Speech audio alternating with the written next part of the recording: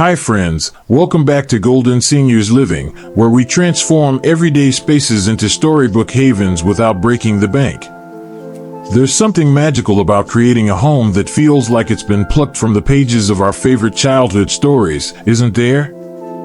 Today's video is especially dear to my heart because we're stepping into the charming world of Beatrix Potter to create a spring farmhouse look that celebrates gentle whimsy, natural beauty, and that special countryside coziness her illustrations are famous for. What I love most about this project is that it doesn't require expensive purchases or complicated techniques. We'll be using thrifted treasures, items from nature, and perhaps a few things you already have tucked away in cupboards. So brew yourself a pot of tea, find your coziest corner, and let's transform your home into a storybook cottage that Peter Rabbit himself might mistake for Mr. McGregor's garden. And if you love creating homes that feel like a hug, homes full of calm, cozy inspiration, and a sprinkle of whimsy, I'd be so honored to have you join our little community here. Go ahead and tap that subscribe button, and let's keep building a beautiful, gentle home together. When I think of Beatrix Potter's world, I'm instantly transported to the Lake District in England with its rolling hills, cottage gardens, and that distinct feeling of timelessness. Her watercolor illustrations aren't just sweet animal stories, they're an entire aesthetic that celebrates humble natural beauty and quiet domestic joys. The Beatrix Potter aesthetic combines several key elements: soft, earthy colors like moss green, dusty blue, warm terracotta, and creamy whites. There's an emphasis on natural materials, worn wood, aged pottery, soft linens, and always touches of the garden brought indoors. What makes this style so timeless is its celebration of imperfection: the slightly crooked fence, the chipped teacup, the handwritten note. These elements create spaces that feel genuinely lived in and loved, not just decorated. The feeling we're aiming to create is one of gentle comfort, like being wrapped in a soft quilt while listening to rain patter against the window. It's nostalgic without being old-fashioned, whimsical without being childish. If you're wondering where to begin, start by gathering items with character from around your home: that blue teacup with the hairline crack, the basket that's slightly frayed at the edges, the linen napkins your grandmother hemmed. These imperfect treasures are the foundation of our Beatrix Potter farmhouse. Let's start with our color palette and textiles, which set the foundation for our entire Beatrix Potter-inspired space. We're looking for colors that feel like they were plucked straight from her watercolor illustrations: soft sage greens, cloudy blues, warm terracottas, and creamy whites with touches of dusty rose. The wonderful thing about this palette is that it doesn't require repainting your walls or buying new furniture. Instead, we're going to bring these colors in through textiles and small accessories. Here's how to do it affordably. First, shop your home. Look for pillowcases, tea towels, tablecloths, or even clothing in these colors that can be repurposed. Next, visit thrift stores where vintage linens are often incredibly affordable. I once found a set of 4 cotton napkins with delicate embroidered edges for just $2. Don't bypass items with small stains or tears. These can be cut and repurposed into smaller pieces like napkins or cushion covers. Those imperfections actually add to the authentic, lived-in quality of our Beatrix Potter world. One of my favorite textile tricks is tea dyeing. I found these stark white pillowcases at a garage sale for 50 cents, and by soaking them in strong black tea for an hour, they transformed into this beautiful aged ivory color that looks like it's been loved for generations. Remember how in the tale of Peter Rabbit, Mrs. Rabbit carefully folds her laundry? There's something very Beatrix Potter about carefully arranged linens, a stack of folded napkins tied with twine and tucked with sprigs of dried lavender becomes not just practical, but a decorative element that tells a story. The next essential element of our Beatrix Potter farmhouse is bringing nature indoors and emphasizing rich, tactile textures. If you look at any Potter illustration, you'll notice how she lovingly details the texture of fur, the grain of wood, the weave of baskets. Let's start with what nature gives us for free. Spring is perfect for gentle foraging. Fallen branches with lichen, early wildflowers, interesting seed pods, and moss can all become beautiful decorative elements. Always forage responsibly, taking only what you need and never removing living plants.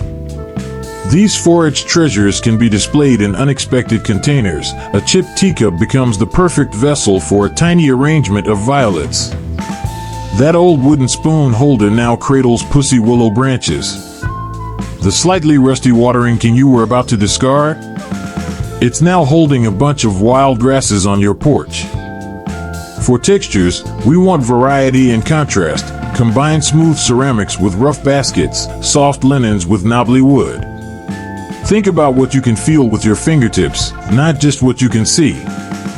Repurposing is our budget-friendly secret weapon. This old apple crate I found by the roadside has been lightly sanded and now serves as a display shelf for pottery. These vintage botanical illustrations came from a damaged book that cost $1 at a library sale. Now framed in thrifted frames, they add that scholarly, naturalist element that Beatrix herself would have appreciated. When I close my eyes and imagine stepping into the tale of Benjamin Bunny, I can almost feel the rough stone walls, the smooth wooden gate, the soft rabbit fur. Our homes should engage our senses the same way, inviting touch, suggesting stories, connecting us to the natural world outside our windows. Now let's focus on creating those special little corners and vignettes that really bring the Beatrix Potter charm to life. These small, thoughtfully arranged moments throughout your home tell stories and invite pauses of delight. A vignette is essentially a small scene, like a snippet from a storybook. For our Beatrix Potter theme, we want these to feel like they could be illustrations from her books. Let's start with a simple windowsill vignette. Begin with something vertical like this small potted herb or a tiny watering can. Add something with a story, perhaps a small ceramic animal or a vintage gardening tool. Include something natural, fresh flowers, or a small plant. Finally, add something with text, a handwritten garden label or a small book open to a beautiful illustration. What makes these vignettes special is their thoughtful imperfection. Notice how I'm not placing things in perfect symmetry, but rather creating a natural, collected feel. It should look like Mrs. Tiggywinkle just stepped away from her work for a moment. One unexpected idea I love is creating tiny garden scenes in unlikely places. The corner of your bathroom counter might hold a small saucer with moss and a tiny ceramic mushroom. Your bedside table could feature a tiny teacup with a single bloom and a small illustrated card. These vignettes can change with the seasons too. In spring, emphasize fresh blooms and green sprigs. Summer might bring dried wildflowers and botanical specimens. Fall could introduce small gourds and autumn leaves, while winter might feature pine cones and dried berries. One of my favorite details to include is something handwritten, a recipe card, a garden label, a small note. Beatrix Potter's illustrations often included these personal touches, and they add such authenticity to our storybook spaces. Now that we've covered the essential elements, let's see how to adapt this Beatrix Potter charm for different areas of your home. The beauty of this aesthetic is how seamlessly it can flow from room to room while respecting each space's function. In the kitchen, channel Mrs. Rabbit preparing rabbit tobacco pie. Display mismatched teacups on open shelving. Use mason jars for storing dried beans and grains. Hang herb bundles to dry from a small wooden ladder. A pottery bowl filled with eggs, a cutting board with a loaf of bread, and a checkered tea towel. These simple elements create that farmhouse feeling instantly. For the living room, think comfort and stories. Stack vintage books on side tables.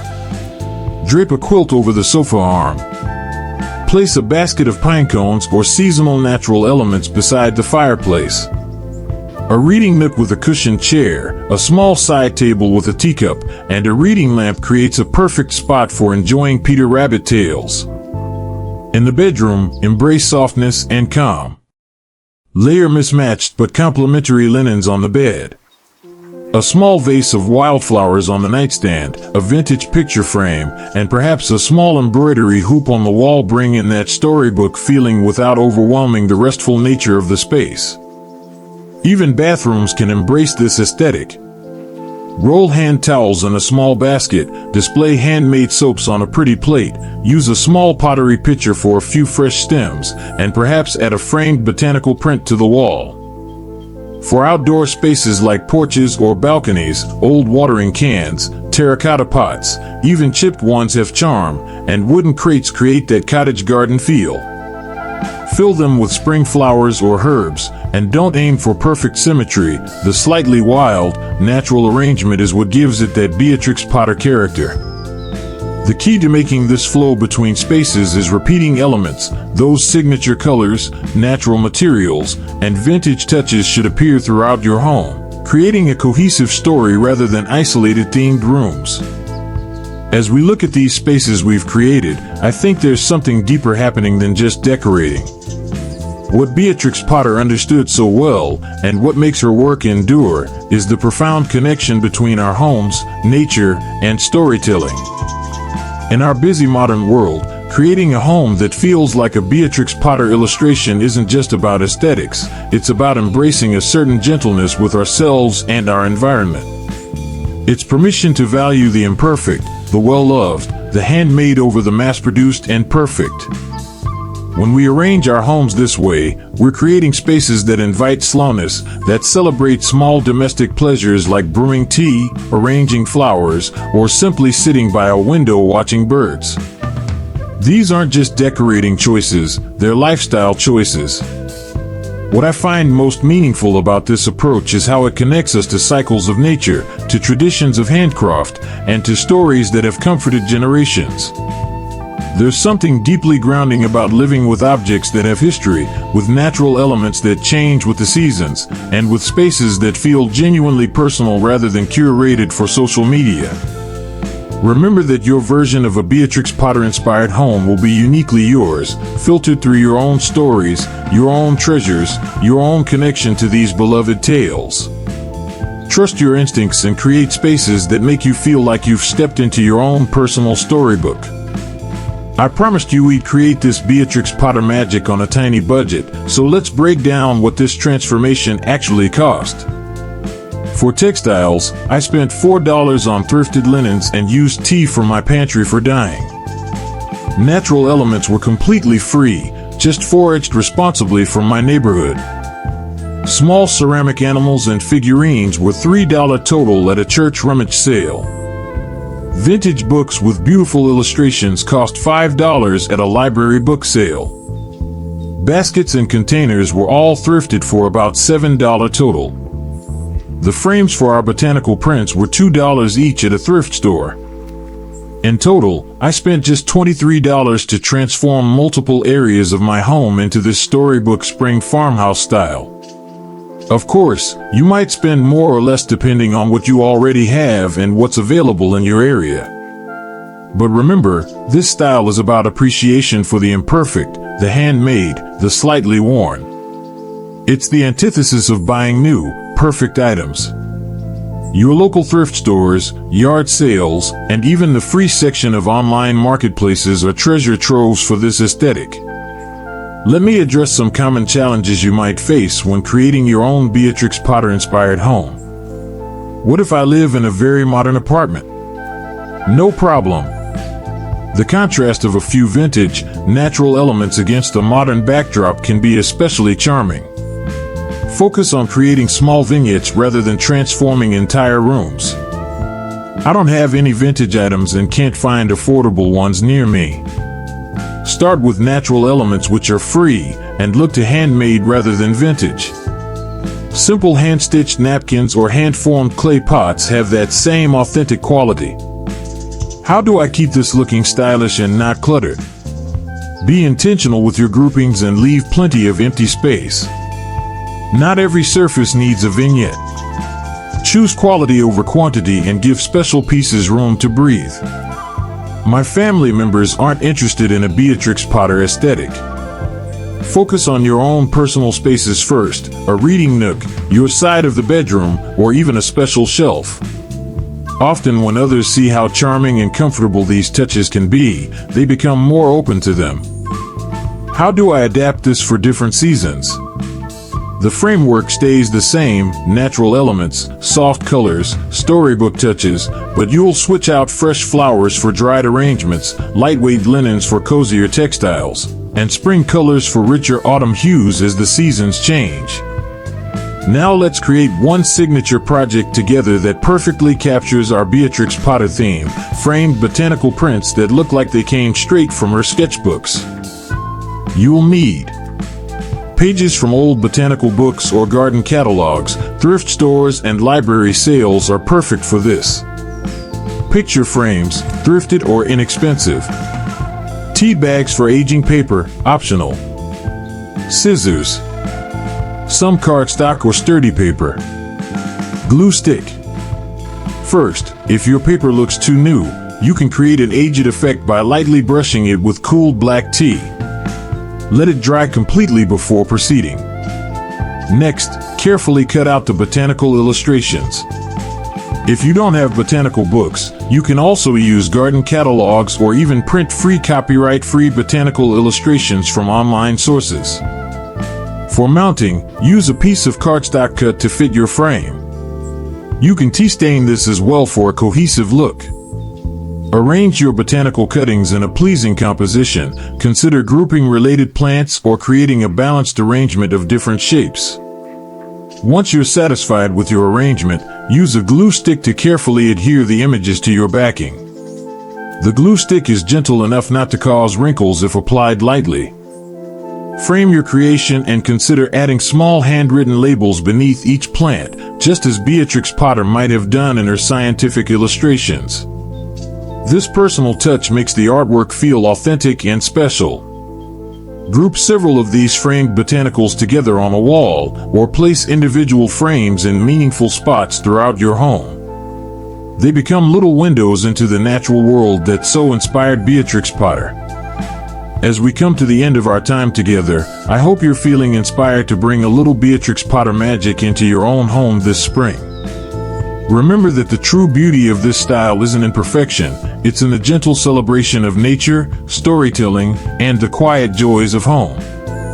Creating these spaces isn't just about having somewhere pretty to live, it's about crafting environments that nurture our souls, that remind us to slow down, to notice the changing seasons, to appreciate simple pleasures like morning light through curtains or the scent of fresh herbs on the windowsill. I'd love to know which element of the Beatrix Potter aesthetic resonates most with you. Is it the soft, watercolor-inspired color palette? The emphasis on natural materials?